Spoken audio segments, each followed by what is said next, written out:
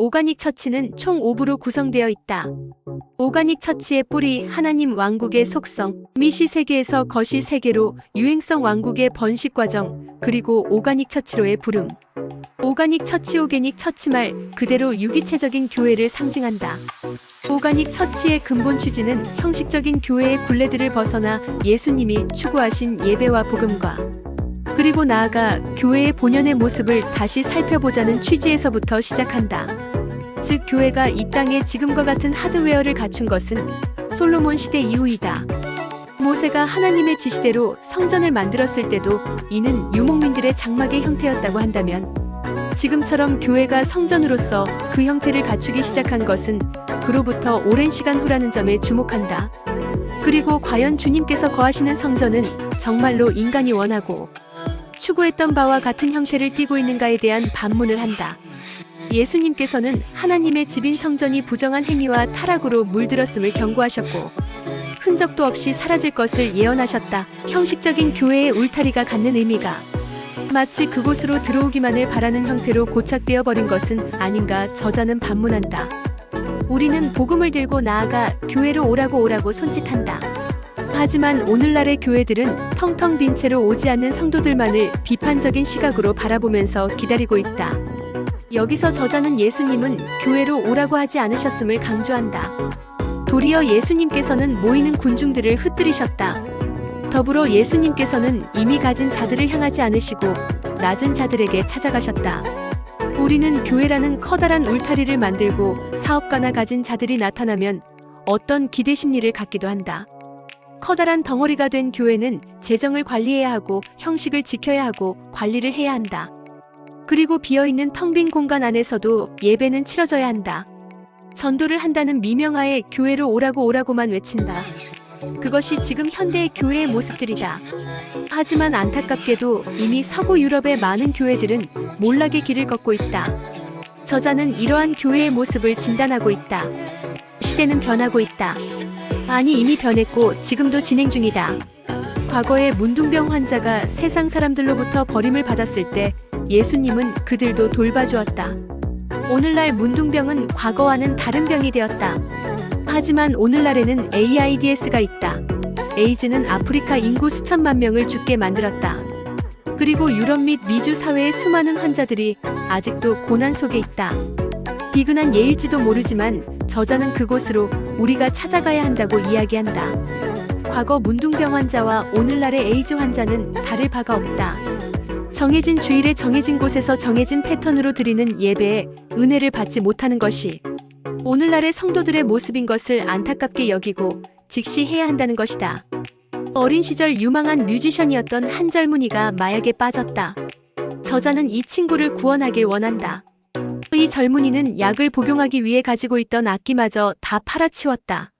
생활은 망가지고 피폐해졌다. 보다 못한 저자는 이 친구를 집으로 데리고 왔다. 그리고 함께 살았다. 함께 사는 동안 젊은이는 냄새도 나지 않고 많은 부분 바뀔 수 있었다. 하지만 집으로 돌아간 그는 얼마 지나지 않아 원래의 모습으로 돌아가고 만다. 본인도 고치고 싶고 치유받고 싶어 하지만 이미 마약에 중독된 그는 그곳에서 헤어나질 못하고 있다. 고민 끝에 저자는 극단의 조치를 한다.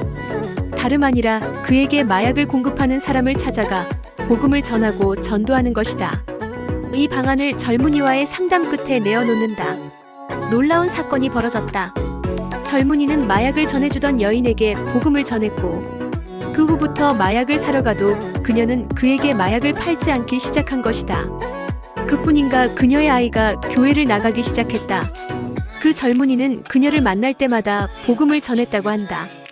결국 그녀는 마약상으로 감옥에 가게 됐는데 감옥에 가서야 온전히 교회를 다닐 수 있게 되었고 그녀의 아이 또한 온전한 믿음을 가질 수 있게 되었다. 그 젊은이는 이러한 경로를 통해 그 동네의 유명한 전도사가 되었다. 이것이 저자가 얘기하는 오가닉 처치의 한 단면이다. 오가닉 처치의 근본 태생은 기존 교회의 무언직한 보수성과 형식주의에 대한 비판적 시각이다. 더불어 예배의 본질을 보자는 것이기도 하다. 대화와 똑같다. 상대방은 알아듣지도 못하는데 매주 똑같은 말을 똑같은 방식으로 되뇌이고 있는 것과 같은 것이다.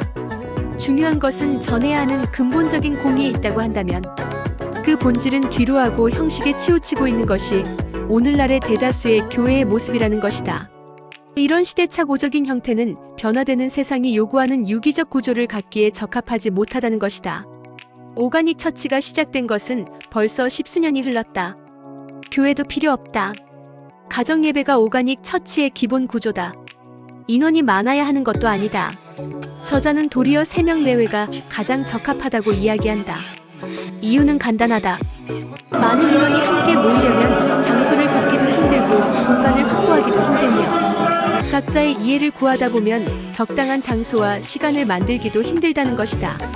오가닉 처치의 기본 구조는 셀 즉 세포와 같다. 세포는 무한 증식 활동을 한다. 지금 이 순간도 내 몸의 세포의 증식 활동이 멈추는 순간 나는 사망의 길로 가는 것이다. 이와 마찬가지로 세포의 증식 운동은 꾸준하게 지속되어야 한다. 무겁고 덩어리가 큰 하드웨어로는 이 증식 운동을 통제하기 힘들다. 최소 단위의 구조인 세포 단위로 우린 돌아가야 한다.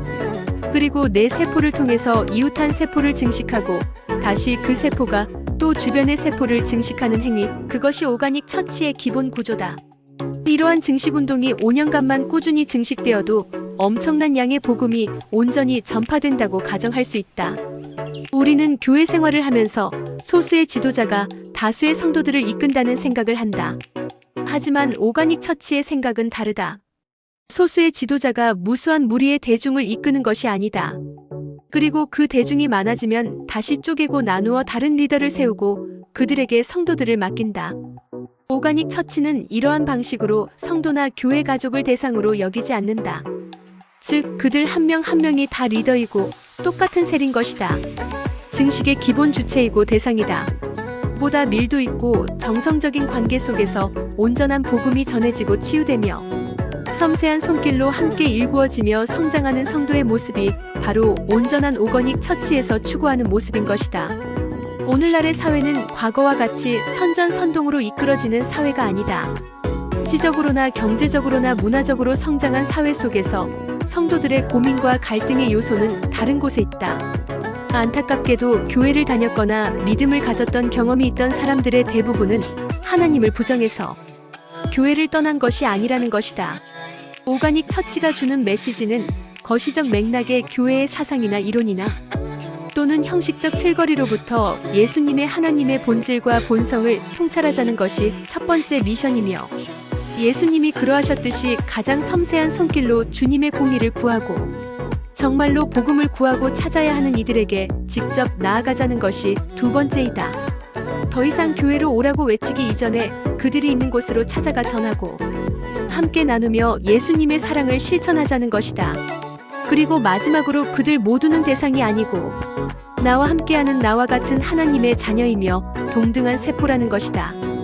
따라서 그는 나와 마찬가지로 온전한 예배자로 성장할 것이며 이를 통해서 그 또한 증식운동을 계속하게 될 것이라는 것이다. 오가닉 처치가 주는 이러한 메시지는 오늘날 형식주의적 예배와 신앙생활에 젖어있는 현대 사회의 교회와 예배자들에게 새로운 관점의 귀감을 전해준다. 혹자는 이야기한다. 그렇다 하더라도 수천 년의 전통을 이어온 행위들에는 그에 합당한 이유가 있는 것이다라고 말이다. 하지만 예배당이 처음 생긴 것 또한 그 당시에는 혁신이었을 것이다. 모든 새로운 규칙이 정해진 것도 모두 그 당시에는 수많은 질곡을 겪은 과정의 결과였을 것이다.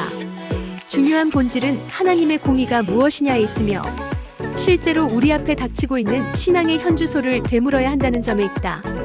이 책 오가닉 처치를 읽으면서 중간중간 통쾌하기도 하고 때론 찔림을 느끼는 부분도 있었다.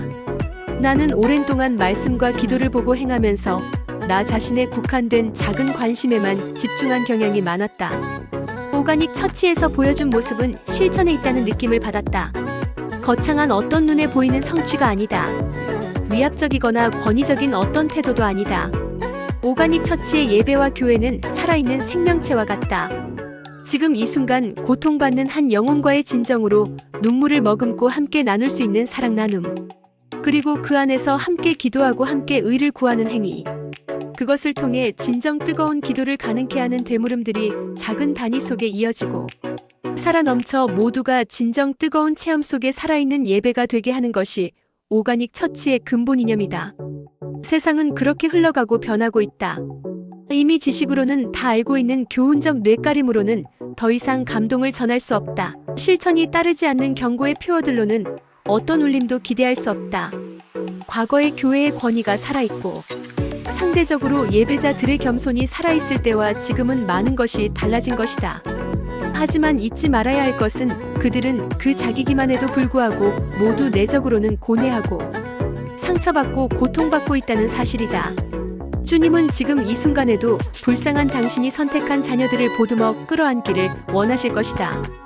반문한다. 나는 지금 어디에 서 있는지, 나의 기도가 더 이상 나의 만족을 위한 기도가 되지 않기를 갈망하며 나의 가장 가까운 곳에 나보다 힘든 나의 형제가 지금도 있음을 늘 기억하며 기도하고 나누고 보듬어 안을 수 있기를 기도하게 하는 책. 오가닉 처치에 대한 나의 마음이다.